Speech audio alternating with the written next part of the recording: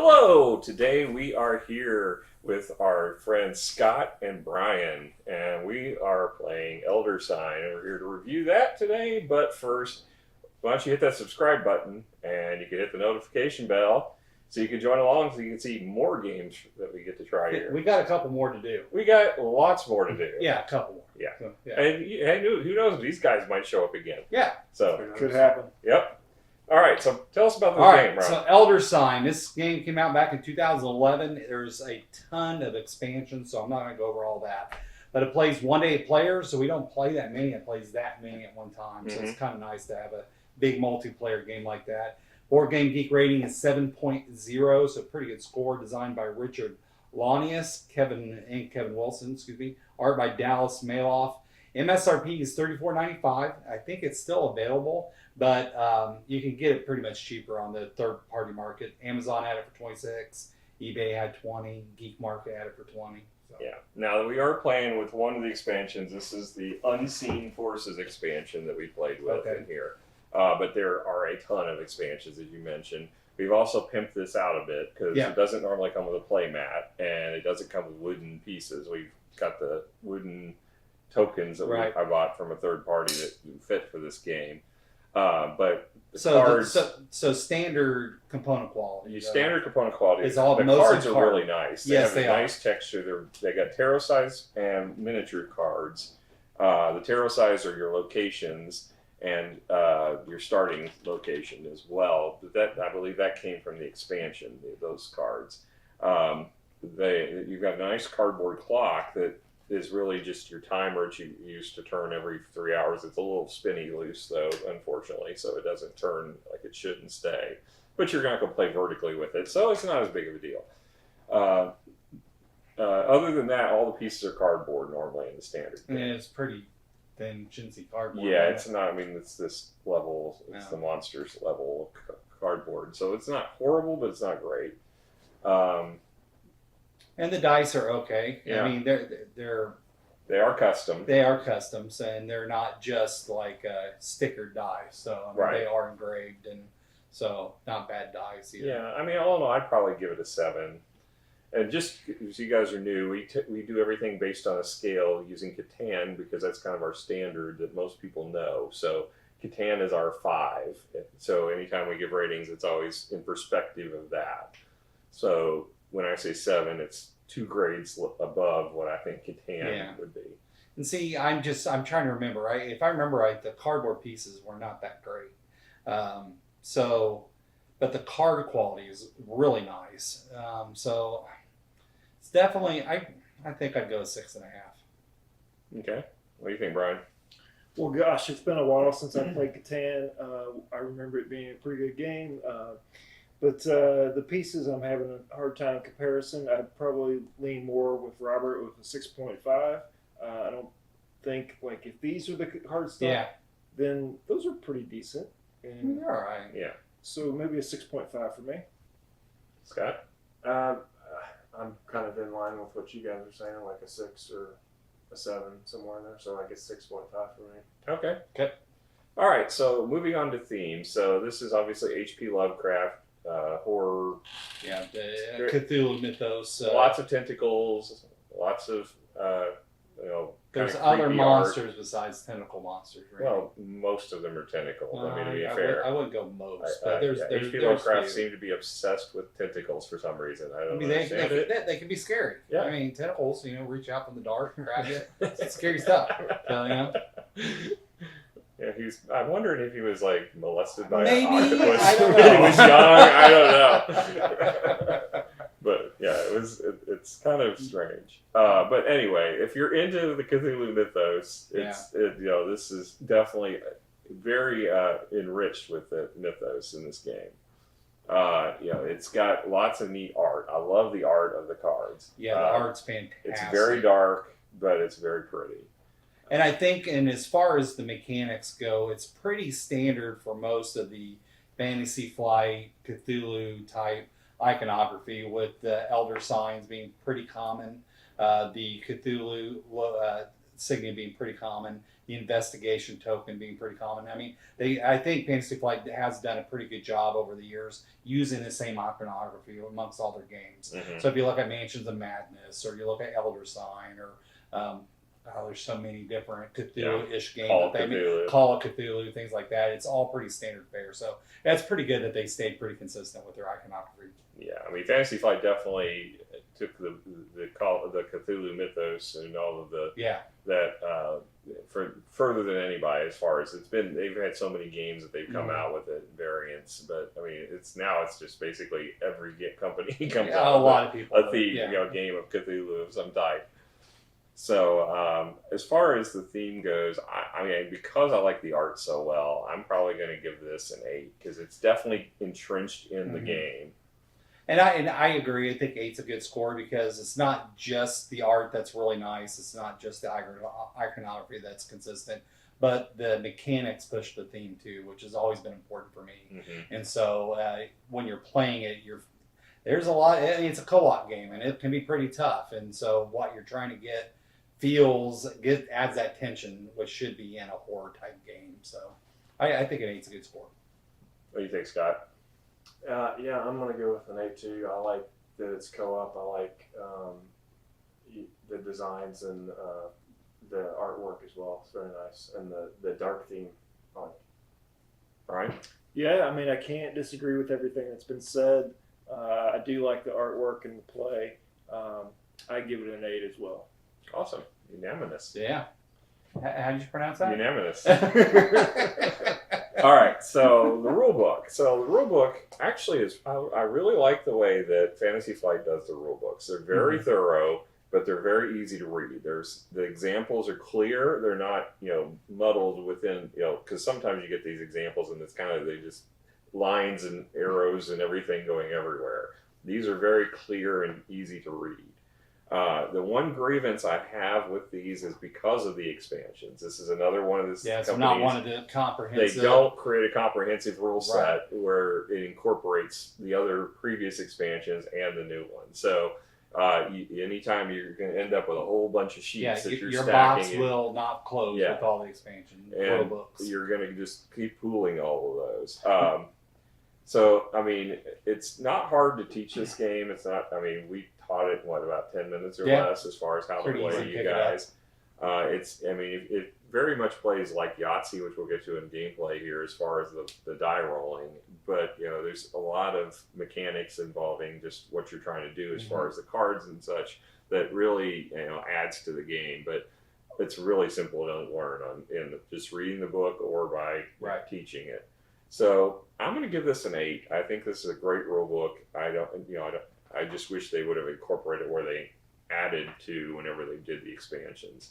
I'd like to add one caveat. I think, I didn't read the rules, so I think an 8's perfectly fine for this rule book, but I am not always a fan of Fantasy Flight rule books. So some of them are horrible. Some of the Star Wars rule books are not the greatest. So I'm glad that this one worked out well. But they're not all that great. Well, it probably helps that this game isn't that complex of a game. That's true. It's a fairly easy game as far as the mechanics of it. So let's talk about those mechanics and the rules.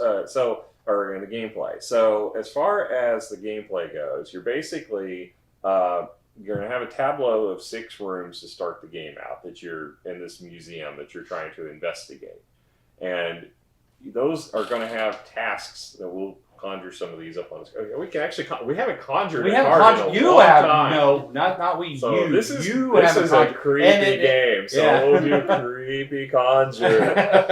All right. So on these cards, they have goals that you have to complete, and you can only do one line at a time in most cases. Now, certain characters, like we all get a starting character that has a special ability. So my character's special ability actually let me complete multiple at the same time, which is a really powerful ability.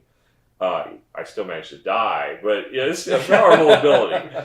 And then, if you complete it, where the section that's highlighted in white at the bottom is what you get as a reward.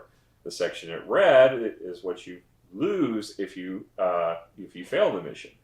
And when you get the mission, you get there's a set of 6 green dice that you get by default. These anytime you roll, you get these 6 green dice. If you want, you can enhance those dice by playing cards. So we have common items, which have a gun on the back.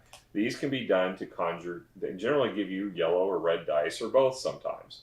The red dagger, this is the special unique weapons. These give you more powerful abilities, and sometimes, like in your case, that gave you both the red and the yellow. But there's a lot of overlap between the red and the yellow decks as far as the abilities, the unique and the common. There's not that much difference in most cases, although you'll see more of like text-based cards in there that give you special powers.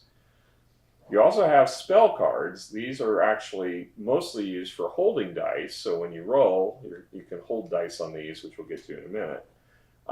There's also ally cards. The ally cards are less common, but they basically do some of what the other cards do. So yeah, like this one ignores stamina cost of all tracks. Yeah.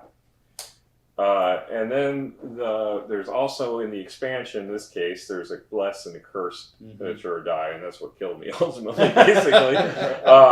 So those are another ability that's added in one of the expansions. But normally you would not have those in the standard game. So basically, on your turn, you're going to pick a location, move your character token, which the character tokens, I wish they would have actually done standees or something, but the little tokens are fine, but they're not great. You move them to a location, and then you attempt to complete the mission at that location. Now, some of them you can do any order you wish. Some of them require you to do them sequentially, top to bottom. So you have to look at the conditions in the card. There's some that have additional conditions like terror, where if you go there and you fail and you get a certain icon, it's going to cost you additional penalties. There's some that have effects that will lock dice and take them away from you. There's some that create monsters which add more barriers that you have to complete before you complete the task. So you go to a location, you roll the dice. If you meet the location, you put the dice on the card and you complete that task. But then you have less dice, to finish the rest of the tasks. Right. So if you succeed, or if you fail the roll, however, then you have to lose one of your dice off to the side and roll the rest to try to re-roll for them. So the task gets more and more progressively difficult whether you succeed or fail in a roll, because you're losing dice out of the pool no matter what. So when you go in, you almost have to go in knowing that what the risk is and trying to use cards to mitigate that by adding more dice. But the most you can add is 2. Well, 2 more dice. Right, yes. the yellow and the red. So, but some of the tasks are really difficult. So if you don't have that red and yellow added to it, it's nigh impossible. Yeah, and the worst case is when you burn those cards and then fail the rolls anyway, which happens. And then from that point forward, you have nothing to use, which is what happened to me. It happened to you. We got in a situation where we had no compensation to come back from for the next time to try to do. So you kind of have to build up again. Yeah. And hopefully you have enough time, because everything's timed. And you only have so long to kill the monster. And if you run out of time, you're dead. And the monster can come out and eat you, and then you're dead. And, and after every 4 turns, the clock strikes midnight, and that's when the monster does things. Yeah. So the monster will get Doom tokens, which are goals for it to complete. It has to get so many Doom tokens, depending on the monster. That could be a high number or low number. And then there's little event cards there that can kind of screw you up too. Yeah, some of them will take away health, some will take away your sanity. Some dice. Some get taken away, some add monsters. There's all kinds of effects from the Doom cards. So this can really get brutal. I mean, it can go. We start out, we were breezing through it in this game. It looked like we were going to win easily, and then I died suddenly. And then but it turns out we won anyway. You guys were able to carry forward. Probably did better without me, actually. I don't know why I was here, really. I always ask myself that. Yeah, why am I here? Why is Randy here? The only thing that you didn't mention, the re-roll, the using the boot, that's really important along with the cards. Yeah, because normally in Yahtzee you get to choose to roll 3 times. In this, you don't have that option. No. So the boot actually acts kind of like that re-roll. You can choose which dice to roll. Very powerful. And then There's 2 health meters for each character, which is interesting too, because normally you would just have 1 health meter that if you lost it all. Here you have sanity and which is actually standard for the Cthulhu style games. So you always have it's either sanity and health, or maybe it's insanity, but it has those 2 elements to most of these type of games. So if either one of those drops to 0, your character dies or is out of the game either way. I mean, sanity, I guess you wouldn't technically die, but you're probably chewing on a tree somewhere. Or you're running around naked by ants or something. So, So in addition to the cards that you can fight against, you also have your starting base, which, it gives you special abilities. Once you are able to defeat some of these rooms, you get trophies, and you can use those trophies and spend them to get some goods that might help you. And we didn't have to this game, but I know we've played it where they were really important to keep us alive. Well, especially if you get some hard rooms up, because you only have 6 rooms, and if you defeat one, it gets replaced. So you always will have 6. The only exception to that is these, what do you call these rooms? The portals. The portals. These portals will are actually helpful to you, even though they seem like they'd be more dangerous. They actually are really beneficial because they give you more chances of getting Elder Signs, which is how you defeat the monsters, collecting these Elder Signs. So having the portal open up, you can go there. It gives you better odds of getting those, and it adds more rooms for you to go to, which is. But they can be kind of tough because you got to defeat a room to get a portal to open up, which is another room that you then have to defeat. So. Yeah. So as far as gameplay, you guys are both new. What did you think of the gameplay? Gosh, the first time through, it was pretty easy because I'm used to Randy's explaining the rules, and it seemed to flow pretty nicely. I think Randy only had to check the rules reference a couple times for specific scenarios that we came across. It seemed to flow really well. I liked how it played. Yeah, it was pretty good. So, fun factor, what do you think as far as a score for this? I like cooperative games, so this is right up my alley. Really enjoyed that.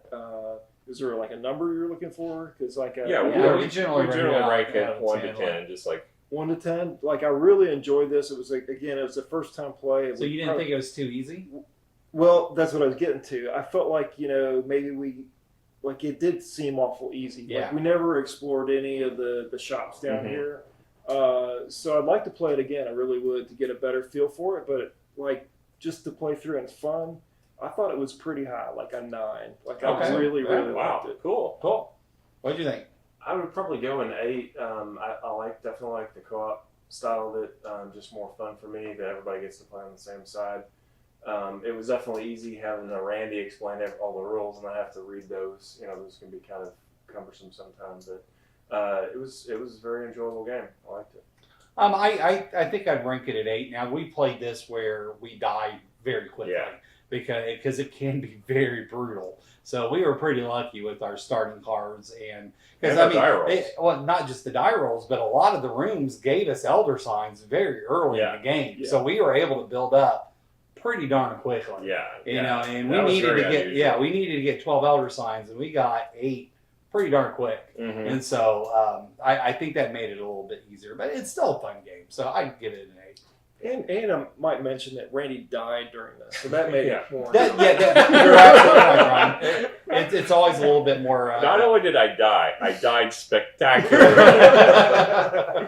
You're on the terror, and you roll 3 terrors in one roll, and you lose a health for each one. You're out of here. It was really nice. Oh, yes. Yeah, that's great. Yes. So that was interesting on there. So all in all, I agree. I think this is one of my favorite. I don't like co-ops, and it seems like anymore lately. I keep saying that, and then I like the co-op. So I kind of feel like there's more co-ops out there that I like nowadays. Because we played the dwarves. Yeah. I was okay with that. It wasn't that good, but it was okay. It was not bad. We played Subterra. I really liked Subterra.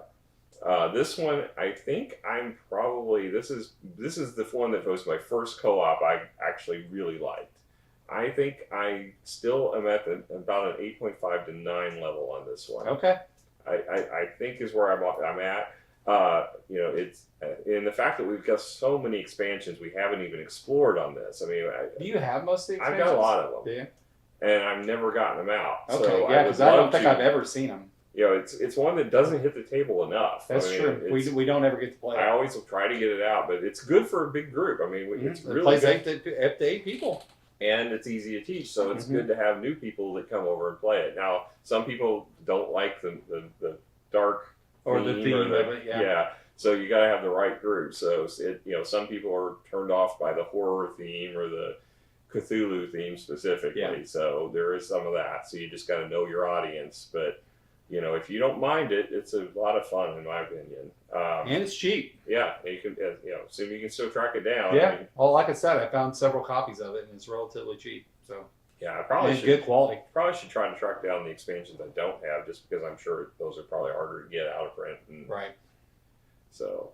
All right. Well, thanks for joining us, guys. Yeah. We appreciate it. We love having new people talk to us with games. Yeah. Hopefully, you guys will come back for more games and views. Yeah. It was my pleasure. Awesome. All right. Well, until next time, make sure again hit that subscribe button. Well, not again. If you already hit it once, don't do it again. Because then you'll forget it. Then you'll lose it. Then our numbers will go up and they go back down. And then it makes Brady us all gets sad. Yeah, I get bipolar. Like, oh. So no. All right. So have a good night. Bye. Bye.